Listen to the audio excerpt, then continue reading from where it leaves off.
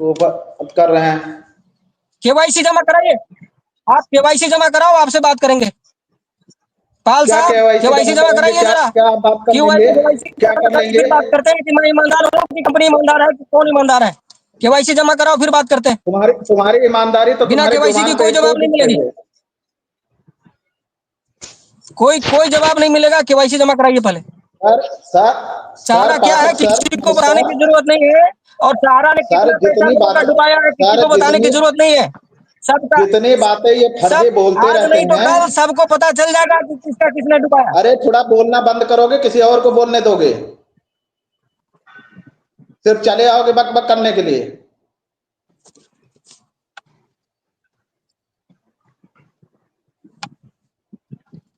बोलिए सर पाल साहब, बोलिए क्या बोल रहे हैं, बोलिए। सर मेरी आवाज आ रही क्या? हाँ आ रही है, बोलिए। सर जो हेल्थोरियम की बात चल रही है, हेल्थोरियम में देहरादून से बात कर रहा हूँ। हेल्थोरियम मैं 2019 में रिजाइन करने के बाद सहारा में, तब से लगातार हमने पूर्व में भी आपसे बात किया था, मैंने बताया। और इनके खिलाफ 0394/22 एक मुकदमा पंजीकृत है, जिसमें लगातार यहाँ का जो एक इनका इन्हीं के तरह एक झूठा आरएम भी है, जगदीश सिंह चौहान। वो लगातार सिर्फ गुमराह करने के लिए हेल्थोरियम को लिखित में है उसने दे रखा है कि हेल्थोरियम जैसी मेरे यहाँ कोई स्कीम नहीं चल रही। इस बात को मैं पुलिस के यहाँ जो उसने रिटर्न में दिया हुआ है, सिग्नेचर करके दिया है, जो इनके लीगल के लोगों ने एडवाइज करके 8-10 पन्नों की रिपोर्ट भेजी है, उस रिपोर्ट को भी मैं कहिए सर आप तक भेजवाऊं कि उसने ये लिख करके दिया है कि हेल्थोरियम जैसे कोई स्कीम नहीं। मैंने हेल्थोरियम के पैसे की मांग की, जो ये 23,500 की बात कर रहे हैं, मेरा खुद का है। उसने कहा कि आप अपना, क्योंकि हेल्थोरियम हम नाम नहीं दे सकते, लेकिन हम आपका पेमेंट करा देंगे। तो उसने कहा कि आप अपना और अपनी पत्नी का और एक सदस्य किसी और का, 3 लोगों के आप आधार कार्ड और पैन कार्ड दे दीजिए, हम पेमेंट करा देंगे। हमने कहा कि ऐसे हमें आपको आधार कार्ड और पैन कार्ड नहीं देंगे, क्योंकि आप पे वो नहीं, या तो हमें रिटर्न में दीजिए कि मैं 19,500 हेल्थोरियम के लिए ले रहा हूं। तो उसमें हेल्थोरियम ना लिख के 19,500 का इसने लेटर दिया, और आधार कार्ड आईडी मैंने अपने पत्नी के और बेटे की जमा की 2020 से, और 2020 से लेके 2024 तक आज मतलब आज तक कोई भुगतान नहीं हुआ 19,500 का। मूलधन तो किया नहीं, ये जो 23,500 की बात कर रहा। उसके बाद फ्यूचर फंड की बात आई। फ्यूचर फंड जो हमारा था, उस फ्यूचर फंड के लिए जब मैंने पुलिस में शिकायत की, तो जब फटकार लगी तो इन्होंने कहा कि सर इसका सिस्टम है कि ये अपना फॉर्मेट भर के देंगे और एडवाइस जारी होगी तो भुगतान होगा। सारे इनके जो भी पेपर फॉर्मेलिटी थी उसको पूरा करने के बाद 6,94,341 रुपए की एडवाइस जारी हो गई 21 नवंबर 2020 को, जिसमें पूर्व में एक मुकदमा पंजीकृत किया था। तो उसमें इन्होंने 41,000 रुपए का ईसीएस किया था उस फ्यूचर फंड से, और उसमें इस आधार को बना करके आईओ को दिया था कि सर हम किस्तों में दे पाएंगे, क्योंकि मेरे ऊपर एम्बार्गो लगा है। और उस समय पुलिस वालों ने भी इस बात को कहा कि पाल जी अगर किस्तों में दे रहे हैं तो चलो ठीक है। उसने 41,000 रुपए देने के बाद आज भी 6,94,000 में से बाकी अमाउंट ऐसे पड़ा हुआ है, 1 रुपए का भुगतान नहीं किया है। और हेल्थोरियम में उन्हें मूलधन का भी भुगतान नहीं किया है। ये अलग है कि कोरा कागज पे इन्होंने प्रिंट करके दिया है, मोबाइल नंबर रजिस्टर्ड किया हुआ है, बाकी कोई रिसिप्ट नहीं है, ना कोई कन्वर्ट हुआ है, ना कुछ वो किया है। अब इनकी बातों में आकर के जो लोग आज कन्वर्ट करते आए, हमने तो कभी इनकी बातों में आकर के कन्वर्जन की बात 2019-20 से इनकी जब चालाकियां देखा तब से कन्वर्जन करना ही बंद कर दिया, और कोई कन्वर्ट नहीं किया, ना इनकी कभी बातों में आए। जो भी जिस स्कीम में पड़ा हुआ पैसा वैसे पड़ा हुआ है, और लीगल कार्यवाही चल रही है। और इसने मैंने लेबर कोर्ट में भी, लेबर कमिश्नर के पास भी का जो भी इन्होंने बयान दिया हुआ है, जो भी इनके लीगल टीम ने दे रखा, कि इसके लिए भी लिख के दिया है कि फ्यूचर फंड ऐसी जैसी कोई स्कीम नहीं, जैसे हेल्थोरियम को लिखा है सर कि हेल्थोरियम कोई स्कीम नहीं थी। उसी तरह फ्यूचर फंड को कह रहे हैं कि कोई स्कीम नहीं थी। कंपनी अगर की स्थिति बहुत अच्छी रहेगी तो वो भुगतान देगी, वो कंपनी के विवेक पे है। इस तरीके की बातें लिख करके पुलिस को दिया जा रहा है। कल की बात है, आईजी गढ़वाल में हम खुद गए हुए थे और एक एक कॉपी पूरी फाइल बना करके दिया है कि इस पे जल्द ही चार्जशीट लगाई जाए, और बिना तथ्यों के आधार पे सिर्फ इनकी झूठी बयानबाजी पे, जैसे ये आकर के चैनल पे झूठी बयानबाजी कर रहा, इसी तरीके के इनके जितने आरएम वगैरह हैं वो सिर्फ जहां पे भी आप कार्रवाई करेंगे वहां जाकर के घुमा फिरा करके गोल गोल एक जलेबी की तरह घुमाते रहते हैं। अब क्या कारण है कि प्रशासन एक्टिव नहीं होता, उसको एक्शन नहीं लेता कि उन पे कार्रवाइयां करे, सिर्फ उनकी बातों में आकर के। कहीं ना कहीं पूर्व में मैंने बताया सर कि मेरे सामने की बात है सर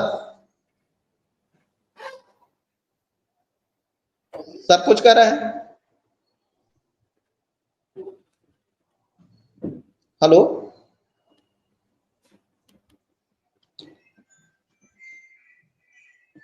तो ये जितनी बातें करते हैं ये सिर्फ झूठी और फर्जी बातें करता है कन्हैया साहब आकर के।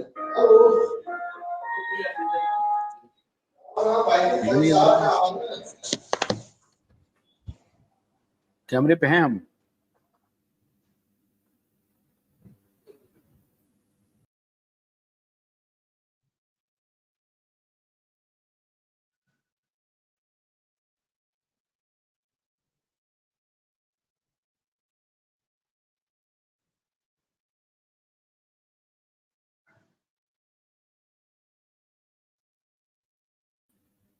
हाँ बोलिए बोलिए बोलिए बोलिए, अरे बोलिए। पाठक सर शायद चले गए कन्हैया जी, तो नहीं तो उनसे पूछते कि जो सहारा श्री जी का जी बोलिए बोलिए बोलिए। शायद पैनल से हट गए हैं सर कन्हैया जी, तो नहीं तो उनसे पूछते कि अभी आपने सहारा श्री का जो वीडियो चलाया था और जो उनके सपने थे कि विलंबित अवधि का भी ब्याज दिया जाएगा, भुगतान कहीं ना कहीं हमें ही करना है, तो इन सारी बातों को लेकर उनसे सवाल जवाब किया जाता, लेकिन वो स्क्रीन से हट गए हैं सर, तो अब उनसे क्या सवाल जवाब किया जाए? हाँ वो ये बात कह करके नहीं है। चलो आ गए सर, वापिस आ गए हैं सर, आ गए हैं, तो मैं इनसे निवेदन करूंगा कन्हैया साहब जी को कि अगर पैनल पर आकर अभी जो आपने वीडियो चलाया था सहारा श्री का, उनमें वो कहते दिखे कि हम विलंबित अवधि का भी ब्याज देंगे और भुगतान कहीं ना कहीं हमें ही करना है, तो इस कथन को वो कहां तक सार्थक करते हैं या आगे, जैसे मान लो एक बार मैनेजमेंट सामने आकर ये भी कह दे कि ब्याज हम देंगे, पोर्टल से भुगतान हो रहा है, ब्रांच से होगा या नहीं होगा, कैसे क्या होगा, तो कम से कम जमाकर्ताओं के बीच में जो भ्रम वाली स्थिति है वो तो कम से कम दूध और पानी का पानी हो जाए सर। अच्छा कन्हैया जी ये बताइए कि आप भारत सरकार, मतलब भारतीय जनता पार्टी सरकार तो नहीं, भारतीय जनता पार्टी विज्ञापन दे रही है सब जगह, नहीं सर, कम से कम झारखंड में, कि हम सहारा के एक एक पाई लौटाएंगे, इसका क्या मतलब निकालते हैं आप? जी बोलिए कन्हैया जी, इसका क्या मतलब है? भारतीय जनता पार्टी अभी झारखंड में विज्ञापन दे रही है कि सहारा का एक एक पाई लौटाएंगे।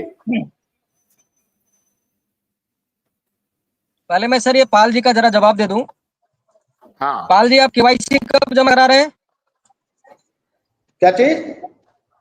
आप क्यूआई को जरा केवाईसी जमा करें, फिर आपकी जितनी भी समस्या है उस पर और आपका जो भी समाधान होगा हम करवाएंगे। जहाँ तक नेटोरियम का सवाल है तो कोई स्कैम नहीं है, आपका अगर नहीं करवाया होगा अपना निकाल पाए, आप सिर्फ यहाँ केवाईसी जमा करवाइए, लोगों को आप केवाईसी जमा करवाइए, यहाँ पे सिर्फ झूठ बोल के लोगों को गुमराह तो कर रहे हो, और क्या क्या रहे हो यहाँ बैठ करके। तुम्हें आईडी दे देंगे, आप करा देंगे। ये आरएम तुम्हारा चोर है, बैठा हुआ है देहरादून में।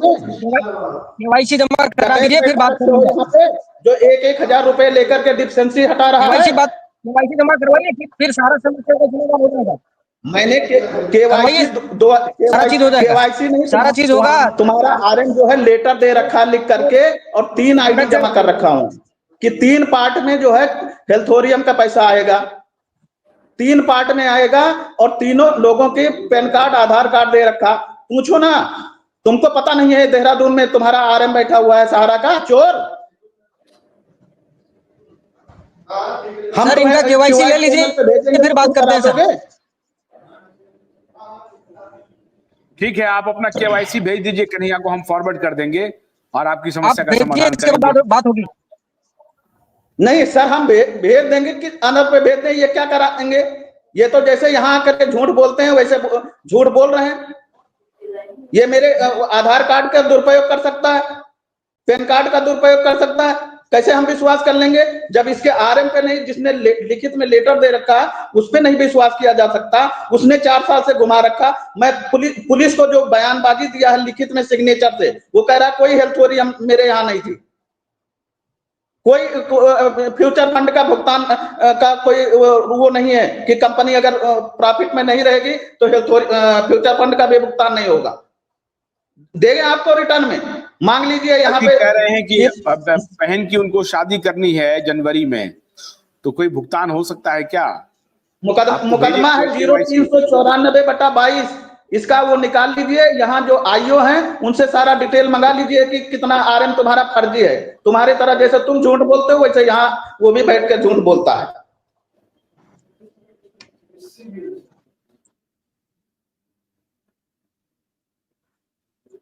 अच्छा, एक काम करते हैं कन्हैया जी, ये बताइए, मेरा रिक्वेस्ट है कि जब तक केवाईसी कोई नहीं दे उनको सर रिस्पॉन्स न दिया जाए। सुनिए ना, निवेशकों को थोड़ा हौसला बंधेगा। ये बताइए कि 10,000 करोड़ जो अभी सेबी में जमा करना है, उसकी क्या स्थिति है अभी? उसमें कितना काम हुआ है? कोई जानकारी आपको मिली है कितना काम हुआ है?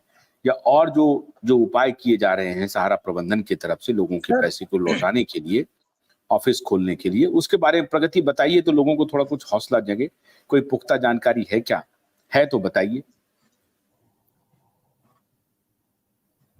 इससे पहले सर आपका सवाल था कि गृह मंत्रालय की ओर से जो एक बयान जारी हुआ है और झारखंड में बीजेपी झारखंड ने भारतीय जनता पार्टी की तरफ से, गृह मंत्रालय का नहीं है। जी गृह मंत्रालय जी भाजपा ने अपना एक झारखंड की मैनिफेस्टो में सहारा की पाई वापस करने की उन्होंने मैनिफेस्टो में लिया है।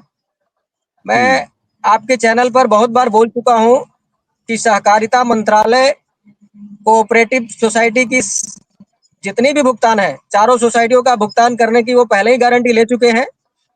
तो 40,000 करोड़ की जो भी लिक्विडिटी है वो सोसाइटियों के लिए ही है।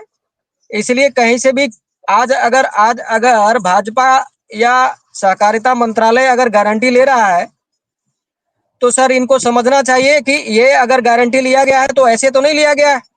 अगर सहारा वहां पर फंड नहीं प्रोवाइड कराएगा तो क्या गारंटी ले लेंगे?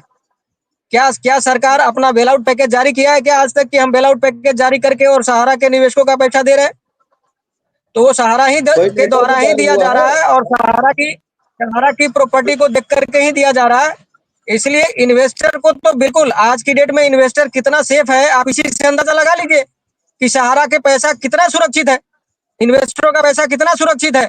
आज उसके नाम पर जो बिजनेस कर रहे हैं लोग, आज सहारा के निवेशकों के नाम पर बिजनेस कर रहे हैं, अपना घर भरने की कोशिश कर रहे हैं। उनको ये समझना चाहिए कि सहारा के निवेशकों के लिए ऑलरेडी सरकार और सहारा दोनों प्रतिबद्ध है। आपका दाल गलने वाला नहीं है, आपका दाल गलने वाला नहीं है। सरकार और सहारा दोनों प्रतिबद्ध नहीं होती। प्रतिबद्ध तो नहीं होती है, सरकार भी प्रतिबद्ध नहीं होती। अभी पीआईएल लग गई है तो प्रतिबद्धता आ गई है, और अगर हम खड़े नहीं होते तो ये प्रतिबद्धता भी नहीं आती। और बाकी सारे यूट्यूबर्स भी अब शुरू कर दिए, लेकिन हम कंसिस्टेंट हैं, 1 साल से इस मुद्दे को उठा रहे हैं।